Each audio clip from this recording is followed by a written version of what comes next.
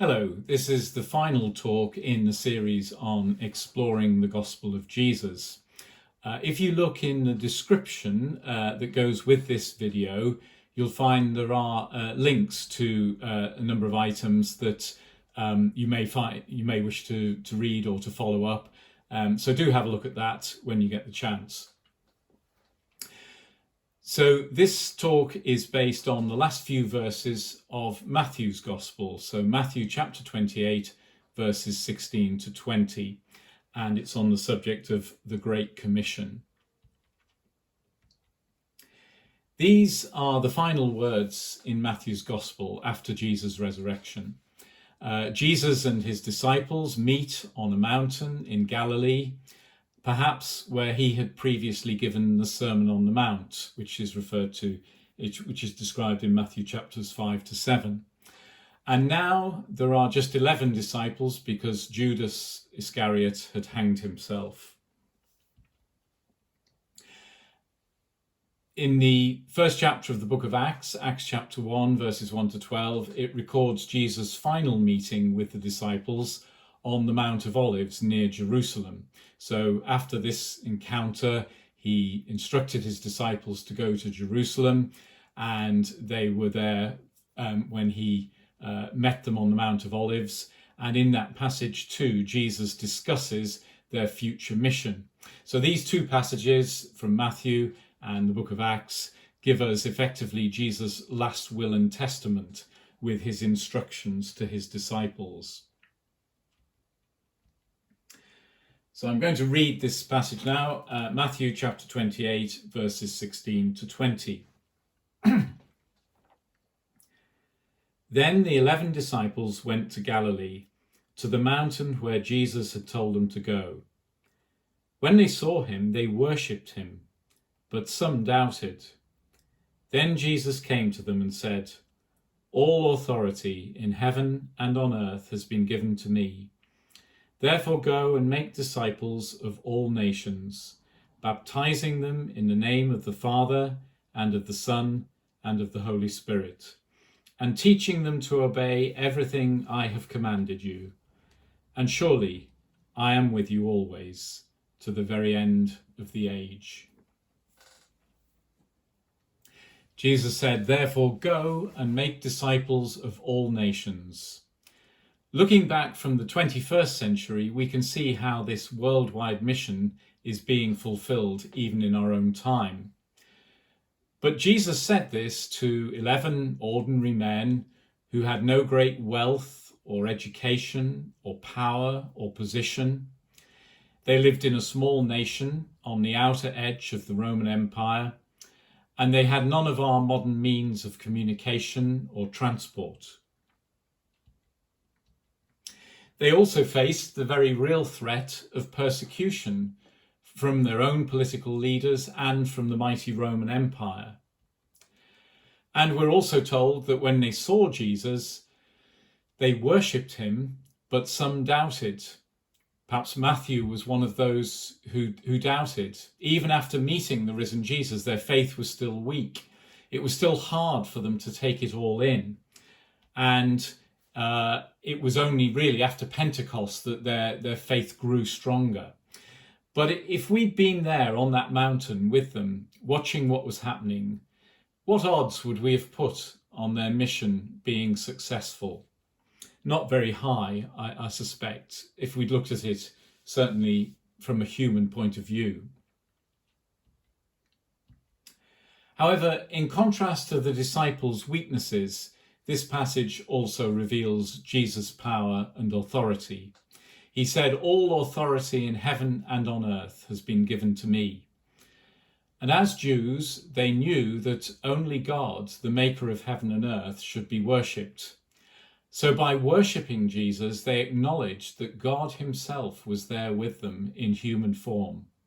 The creator of this world was sending them out into his world. They were weak, but he's almighty. "Therefore go and make disciples of all nations," Jesus said.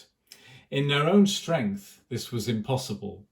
But Jesus said, all authority has been given to me, therefore go, and surely I am with you always to the very end of the age. He wouldn't be with them in bodily form anymore, but he would still be with them through his Holy Spirit. And his presence and power would give them success. And the Holy Spirit would give them guidance, protection, provision, and power. Jesus summed up their mission like this. He said, make disciples, and that word means literally learners. We sometimes use the word discipline. We talk about different academic disciplines, mathematics, physics, French, German, and so on. And so a disciple, a discipline is something that you learn. And he's saying, make learners. In other words, people who will listen to me and my teachings. Anyone who's willing to listen, teach them. And then he says, baptize them in the name of the Father, the Son, and the Holy Spirit. Notice that Trinitarian formula there, Father, Son, and Holy Spirit. And finally, he says, teach them to obey everything I have commanded you. Simple, isn't it? Of course, easy to say, but much harder to do. But it's a remarkably concise mission statement. It sums up very neatly what Jesus was telling them to do. And when we look back from the year 2023, we can now see a world population of 8 billion people, with among that 8 billion, 2.6 billion professing Christians. Now, of course, these are not all equally sincere or committed or convinced in their faith, but it is still a remarkable figure. There are about 200 countries in the world today. It depends a little bit how you count. Some are sort of territories that are semi-independent from other countries and so on, but roughly 200 countries in the world. And nearly all of them have Christian churches in them. There are a few countries where Christians can only meet in secret due to persecution, but nevertheless, even in those countries, there are Christians present. And the Bible is the world's all-time best-selling book. It was one of the first books ever to be printed when printing was invented, and it has now been translated into more languages than any other book in history. And a few more statistics for you. There are estimated to be over 7,100 languages in the world. Some of them, of course, are very small local languages, different language groups, and very often those people will speak another language. So, for example, there are a lot of people in India who have a local language and then speak in English, for example, to communicate with other people. The Wycliffe Global Alliance of Bible Translators have stated that as of September 2022, Bible translations existed as follows. The whole Bible had been translated into 724 different languages. The New Testament has been translated into 1,617 further languages on top of that 724. And then there are smaller portions, such as one or more of the Gospels, for example, that have been translated into a further 1,248 languages. And so all or part of the Bible has now been translated into 3,589 languages in total. So that's about half of that total of 7,100 languages. Bearing in mind, of course, that many of those other languages that the Bible hasn't been translated to are spoken by very small numbers of people. And in 2015, about 2/3 of the world population spoke the 12 most spoken languages in the world. And this slide here illustrates that. So nearly 2/3, this tells us that nearly 2/3 of the world's population speak one of these 12 languages as their native language. So as you might expect, Chinese is the largest group with 1.39 billion speakers. This is back in 2015. Then there are 588 million Hindi Urdu speakers, 527 million English speakers, and so on.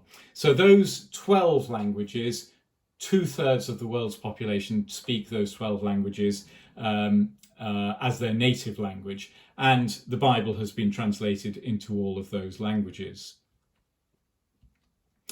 And then this slide shows a slightly different figures. This is the most spoken languages worldwide in 2022, with the number of people who speak each language in millions. And this includes people who speak a language as their second language. So there are a lot of people in the world, for example, who speak English as a second language, and similarly for other languages in this list. And so the previous slide covered native languages. This one includes multilingual people, and it gives us the top 15 languages in the world. And as you can see, many, many millions of people, billions in fact, speak these languages collectively. And again, the Bible has been translated into all of these languages. So the vast majority of the world's population can read the Bible in a language that they understand. The Bible includes various prophecies about Jesus' second coming to earth, including this one. Jesus said, "And this gospel of the kingdom will be preached in the whole world as a testimony to all nations. Then the end will come." So that's everything I'm going to say now. And as I say, I would encourage you to have a look at this description that goes with this video and look at the links that are in there, which have some further information. I hope that you have enjoyed listening to these talks, and I hope that you have found them informative. And above all, I hope that they have brought you closer to God and to understanding the gospel of Jesus. Thank you for listening.